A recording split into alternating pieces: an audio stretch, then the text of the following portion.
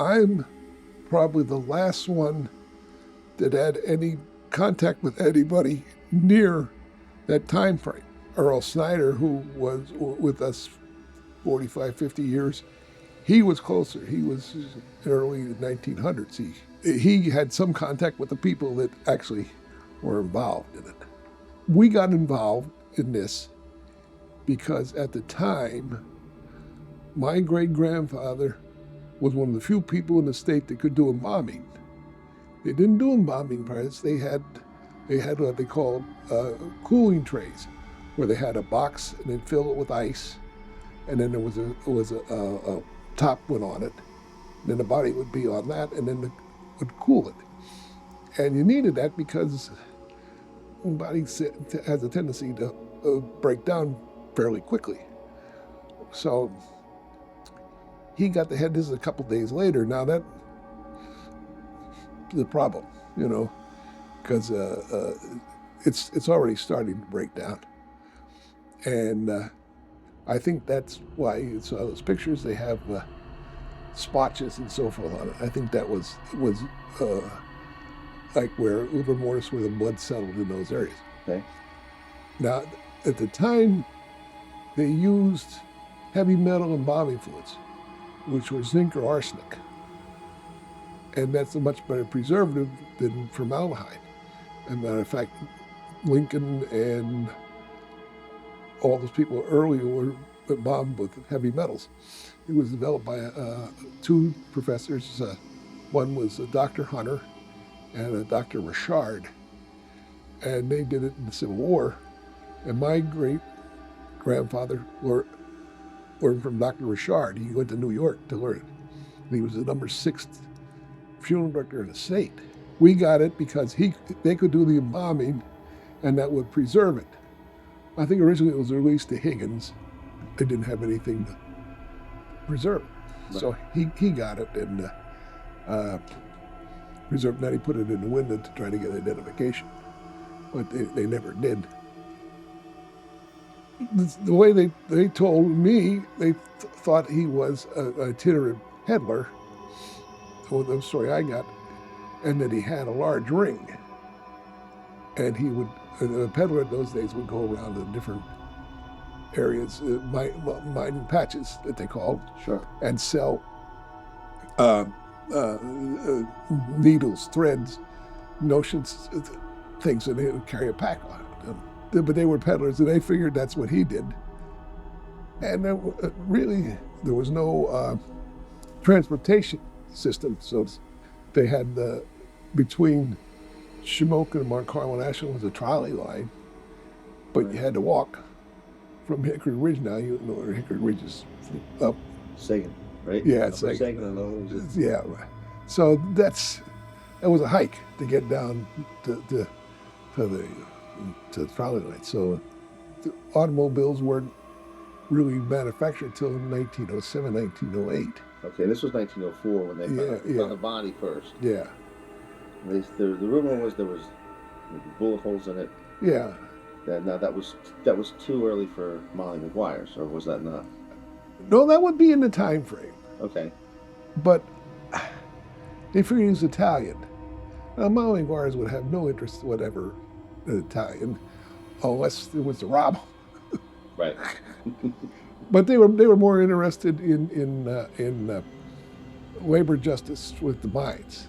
The Mollies, they couldn't progress further than like labor, because what would happen is the Welsh who controlled the mines always had a brother or a cousin or somebody in Wales that actually was a miner. Now they would be 14, 15 years old or older, but they knew how to shore tunnels, how to set charges, how to blast, and they had all the skills.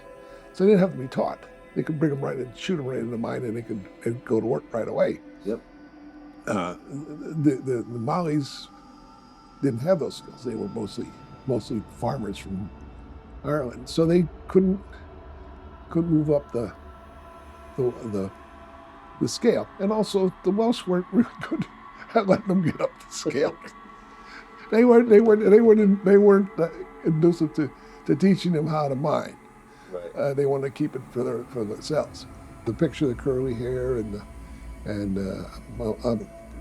I would almost bet that they were right with the peddler if he had the floppy hat and it said red shirt, undershirt, but that could be from blood, you know. Oh, I never heard about the floppy hat. Yeah, the floppy Okay. hat. Yeah, that was found with the head when they found it, and wrapped in the shirt and the hat. And, Oh, wow. yeah. So is the floppy hat like a Humphrey? I think it's like a peddler's hat. So how long was it on display in the window?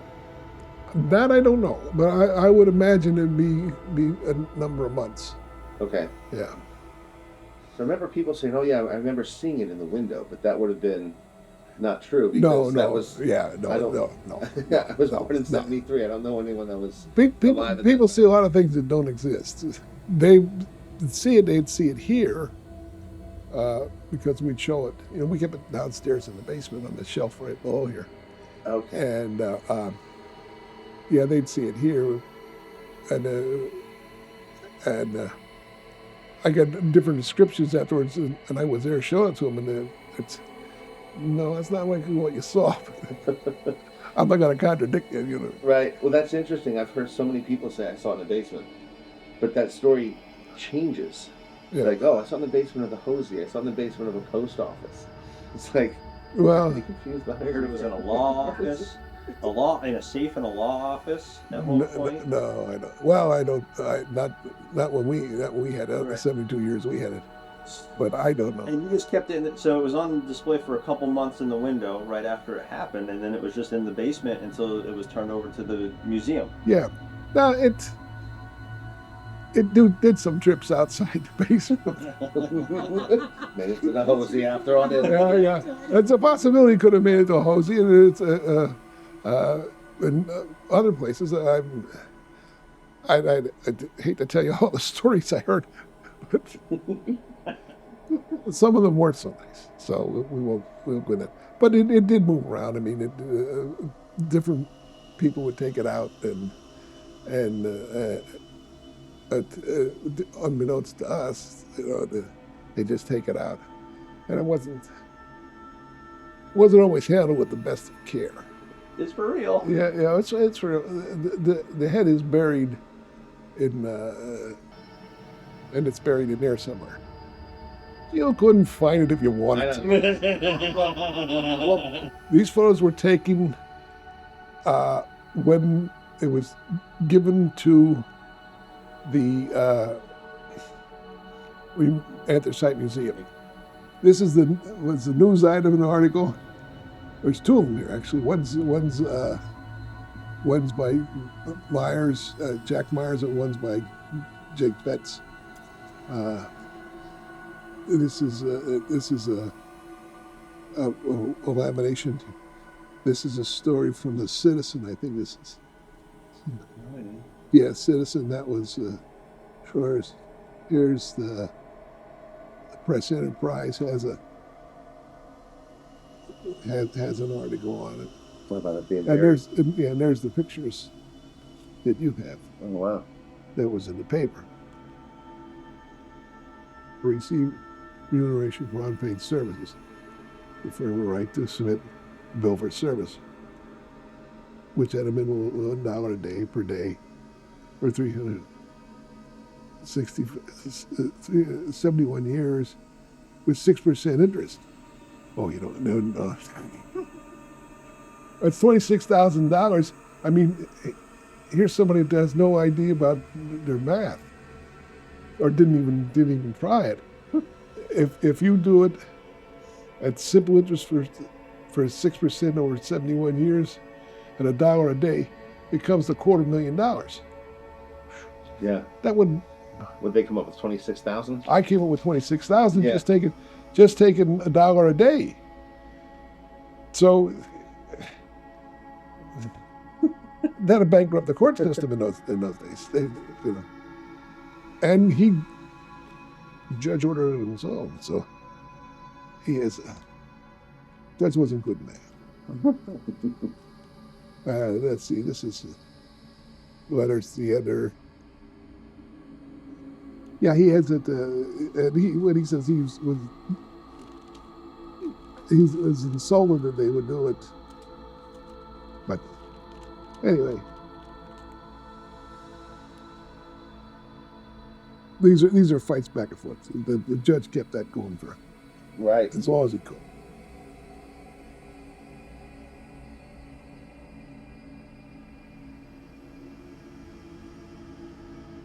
I wish they could have found out who it was and figure out who the murderer was.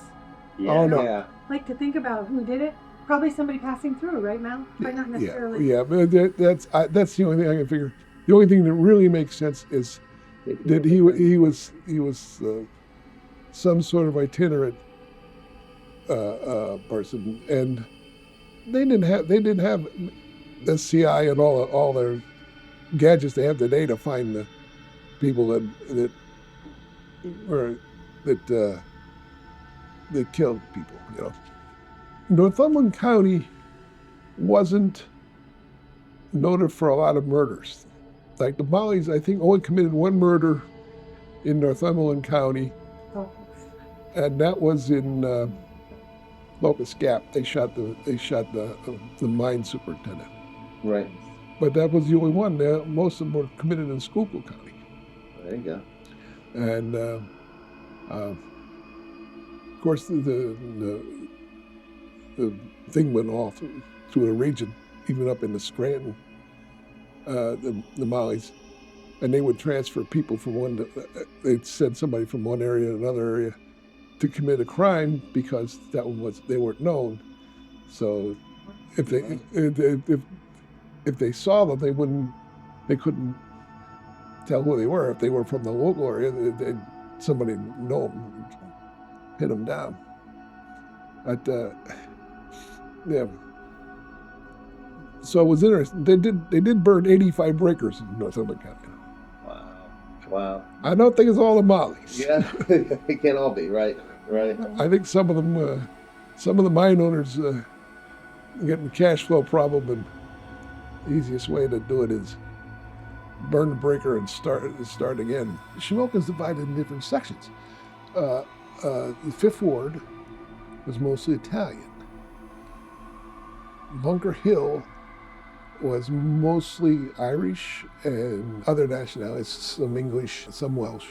Most of the ones were up in the Welsh were more concentrated up on Academy Hill. The Austrians, they were up in Western Township, up on the hill up in there. Okay. They had their own, but they grouped in communities. Right. And one would come Like the over. Polish Poconos right? That was. Well, yeah, that was the Polish were up there. So they were just different groups where they, and you can tell by the churches, St. Michael's, St. Mary's, they were all Lithuanian, Eastern European. Right. Yeah. That's interesting.